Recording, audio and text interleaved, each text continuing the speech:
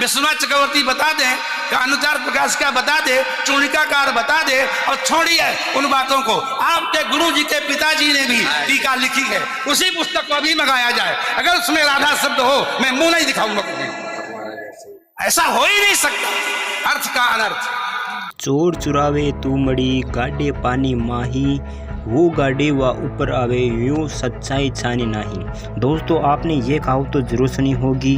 आज ऐसी स्थिति हमारे धर्म गुरुओं की हो रही है। जिस झूठ को अनिरुद्ध आचार्य जी आज छुपाते छुपाते आ रहे थे, आज उन्हीं का ये झूठ पकड़ा गया और भरी सभा में बेइज्जत होना पड़ा। आइए देखते हैं क्या है माजरा। विश्वनाथ चक्रवर्ती बता दें, अनुचार प्रकाश का बता दे, चूणिकाकार बता दे, और छोड़िए उन बातों को। आपके गुरु जी के पिताजी ने भी टीका लिखी है, उसी पुस्तक को अभी मंगाया जाए। अगर उसमें राधा शब्द हो, मैं मुंह नहीं दिखाऊंगा कभी। ऐसा हो ही नहीं सकता, अर्थ का अनर्थ। नहीं, हमको कष्ट यह है कि हमको बोलना पड़ा बीच में, क्योंकि अगर अनिरुद्धाचार्य की जगह ये बात और कोई बोलता तो मैं कतई नहीं बोलता। देखिए, अनिरुद्धाचार्य जी इस समय टीवी पर छाए हुए हैं, लाखों लोग इनको सुन रहे हैं, तो ये तो यही समझेंगे ना कि अनिरुद्धाचार्य बोल रहे हैं।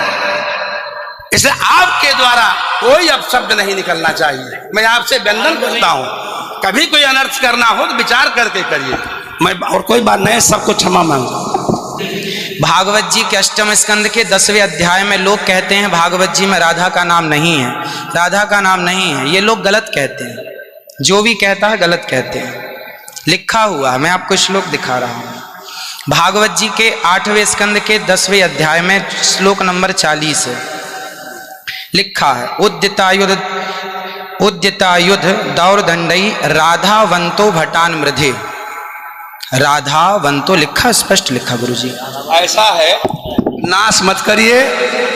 आधावंत है, आधावंत में दौड़ते हुए, या संधि हो गई है गुरुजी। नहीं नहीं, ये गलत बात है। आप जो है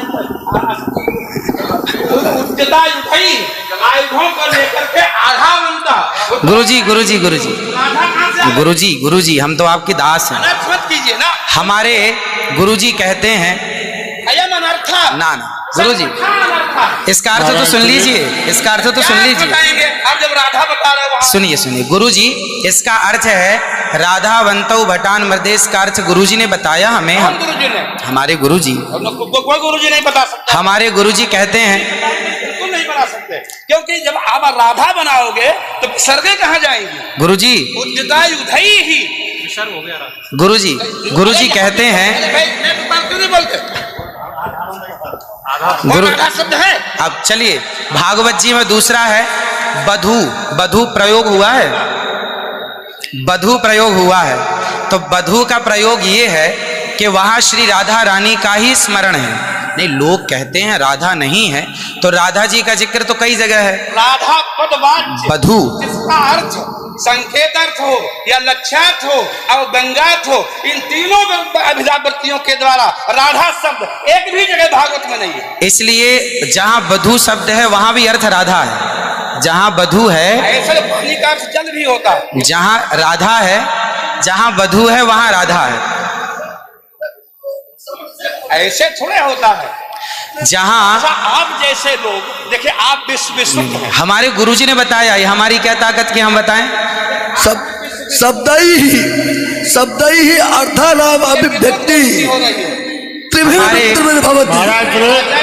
इनकी बात सारा विश्व सुनता है। महाराज श्री बोले हमारी बात 20 आदमी सुनते हैं। महाराज जी सारा विश्व। त्रिपाठी जी, महाराज आचार्य जी, आपके चरणारविंद में मेरा निवेदन है कि अरे आप हटिए सामने से। आचार्य जी आप हटिए भैया।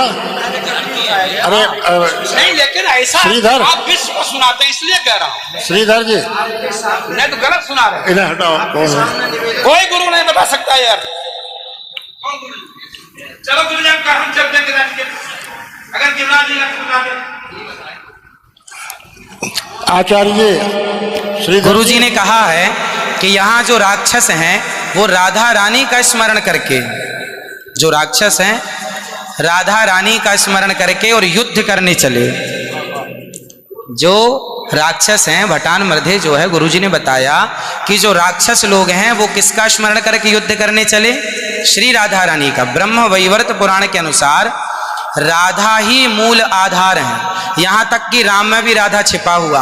आप राम का अर्थ समझिए, राम मतलब राधा, माँ मतलब माधव, दोनों का एक अक्ष है, तो राम हो गए। ये बातें स्वीकार है, लेकिन और जैसे वधू, जैसे आपने कहा कि राधा जी भगवान श्री कृष्ण ने अपने कहा आओ मेरे कंधे पर बैठ जाओ, तो किसको, कौन है वहां पर?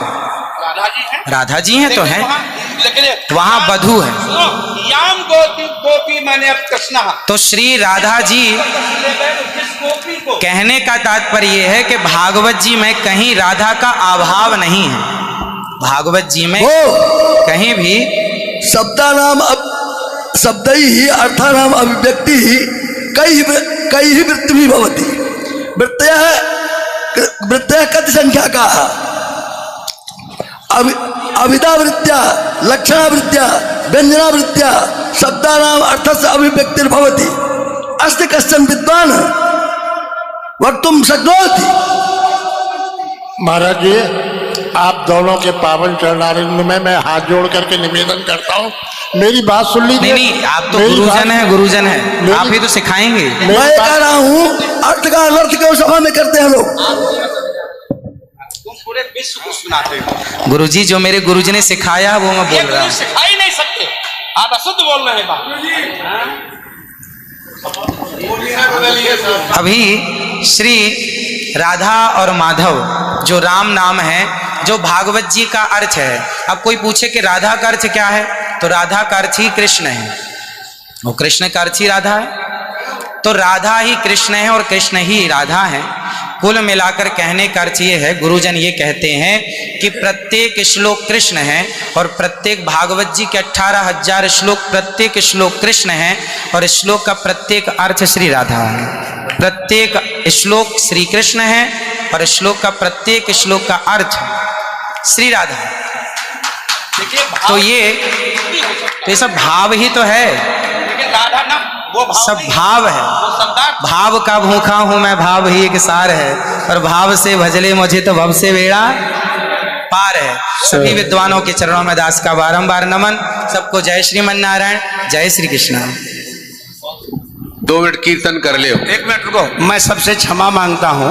मेरा अनिरुद्धाचार्य के प्रति बड़ी श्रद्धा भाव है, बड़ा आदर है, लेकिन इनकी वाणी चूंकि पूरा विश्व सुन रहा है, ये चैनलों पर आते हैं।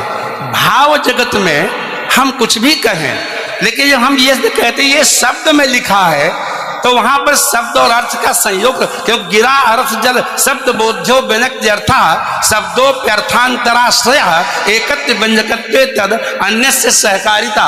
ऐसा हो ही नहीं सकता कि कोई अर्थ प्रकट हो और उसके मूल में शब्द न हो। वहां संधि है, मेरे आयुधों से युक्त होकर मैंने गदा तलवार तीर लेकर के वो राक्षस आधावन था दौड़े मारने के लिए। शुद्ध यही अर्थ है। किसी अभिधा से, किसी लक्षणा से, लक्षणा तब होती है जब मुख्यार्थ का बाद हो। मुख्यार्थ का बाद हो ही नहीं सकता।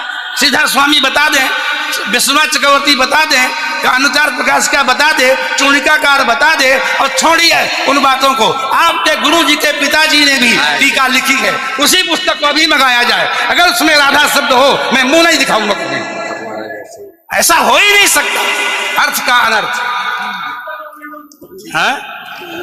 नहीं, हमको कष्ट यह है कि हमको बोलना पड़ा बीच में, क्योंकि अगर अनिरुद्धाचार्य की जगह ये बात और कोई बोलता तो मैं कतई नहीं बोलता। देखिए, अनिरुद्धाचार्य जी इस समय टीवी पर छाए हुए हैं, लाखों लोग इनको सुन रहे हैं, तो ये तो यही समझेंगे ना कि अनिरुद्धाचार्य बोल रहे हैं। इसलिए आपके द्वारा कोई अपशब्द नहीं निकलना चाहिए। मैं आपसे वंदन करता हूं, कभी कोई अनर्थ करना हो तो विचार करके करिए। मैं और कोई बात नहीं, सबको क्षमा मांगता हूं। आइए अब जानते हैं इस विषय पर संत रामपाल जी के विचार। अर्थम जपो हरे कृष्ण राधे श्याम सीताराम राधे राधे। कोई बात हुई? अब एक किसी ने प्रश्न किया कृष्ण के पुजारी था कि आपका इष्ट देव कौन है? स्वरूप तन्यों का राधे, और फिर ने कहा श्री कृष्ण जी मेरा इष्ट है। अरे राधे होया कृष्ण जी तेरा इष्ट होया? कमाल की बात कर रहे हैं, बिना अकल की बात। अब राधे श्री कृष्ण जी की वो थी प्रेमिका, और कोई मित्र उससे पहले उसकी प्रेमिका का नाम लेता जूत तोड़े न बाजेगा उनका, यारी तोड़े टूट लेगी उनकी। यानी वो कृष्ण जी की पूजा कर राधे श्रद्धा कर रहे, थरा गजब हो, ये थरा सिर पैर है कोई। हरे राम हरे कृष्ण राधे राधे श्याम ला दे, चाहे कुछ भी जाप कर ले उसी तो मिले। ये है अनुवाद कर्ता की बकवाद, अज्ञान सोच। और गीता में तो लिखा है 8वें अध्याय के 13वें श्लोक में, ओम इति एकाक्षरम ब्रह्म व्यवहारण माम अनुस्मरण यह प्रयाति तदंदेहम सयति परमाम गतिम।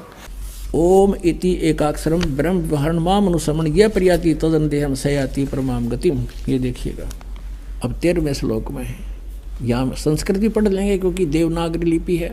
ओम इति एकाक्षरम, जैसे शिव पुराण में आपने कहा था, काल कह रहा था ब्रह्मा और विष्णु को कि ये एक ओम यह एक अक्षर है मेरा, सब इनसे मिलकर। ओम इति एकाक्षरम ब्रह्म व्यवहारण माम अनुस्मरण ये प्रयाति तदंदेहम सयाति परमाम गतिम। मुझ ब्रह्म का, माम ब्रह्म, मुझ ब्रह्म का केवल एक ओम यह एक अक्षर है, नथिंग एल्स। हरे कृष्ण हरे राम राधे श्याम सीताराम दिखा दो किधर गीता में, मूर्ख बना रहे दुनिया ने। यह प्रयाति तदंदेहम, जो शरीर छोड़कर जाते समय तक इसका जाप करता है, सयाति परमाम गति, यानी ओम से मिलने वाली जो परम गति है वो ब्रह्मलोक है, और ब्रह्मलोक में गए हुए प्राणी भी वापस आते हैं। ये देखिए गीता जी अध्याय नंबर 16 के और श्लोक नंबर 23 में कहा है कि अर्जुन, जो शास्त्र विधि को त्याग कर मनमाना आचरण करते हैं, यानी जो पवित्र सदग्रंथों में वे ऑफ वर्शिप नहीं लिखी है, साधना की विधि, और उसके आधार से जो भक्ति करते हैं उनको कोई लाभ नहीं होता। देखिएगा यह है श्रीमद् भगवद गीता अध्याय नंबर 16, श्रीमद् भगवद गीता अध्याय 16 का श्लोक नंबर 23। जो पुरुष शास्त्र विधि को त्याग कर अपनी इच्छा से मनमाना आचरण करता है वह न तो सिद्धि को प्राप्त होता है, न परम गति को और न सुख को ही। 24वें श्लोक में 16वें अध्याय के में कहा है, इससे तेरे लिए कर्तव्य और अकर्तव्य की अवस्था में जो कर्म करने चाहिए भक्ति के, जो ना करने चाहिए, शास्त्र ही प्रमाण है। किसी की दंत कथा पर विश्वास मत करना। ऐसा जानकर शास्त्र विधि से नियत यानी शास्त्रानुकूल कर्म करने योग्य है, कर्म ही करने योग्य हैं, यानी और कर्म नहीं करना। जो गीता में लिखा वही मंत्र जाप करना, उतनी ही क्रिया करना।